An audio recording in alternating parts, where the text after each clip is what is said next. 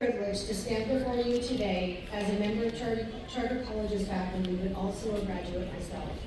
I genuinely believe the hardest times in our lives teach us the biggest lessons, and we find out who we really are. 6 years ago, I was living in another state, and the life I knew blew up in my face.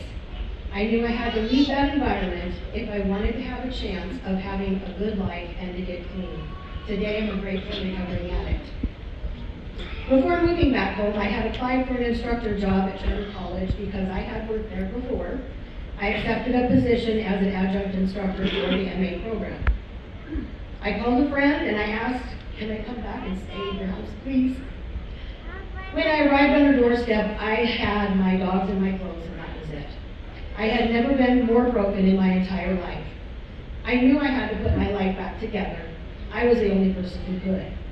I kept putting one foot in front of the other, day after day. I rode the bus to work, I took Uber home in the evenings. Occasionally I could get a ride from a friend. After some time, I got my driver's license back. Next, I bought a car. The rebuilding process had begun. During the rebuilding process, she also get, from time to time, the opportunity to deal with your past. I had some tough challenges to face. I reminded myself from time to time, I did not have to be defined by my past.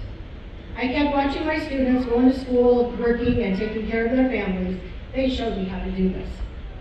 I had a desire for more in my life, and I decided to go back to school to achieve my bachelor's degree in healthcare administration. The best part was my dear friend Kelly and I did it together side by side. We were both full-time instructors, full-time students, had families and life's obligations. It wasn't easy. I cried with frustration. I was sleep deprived. Worked long hours, but I was determined to finish, and I did. At the very first Pasco Charter College graduation in 2009, I heard something that had always stuck with me. Education is one of the few things in life that no one can ever take from you.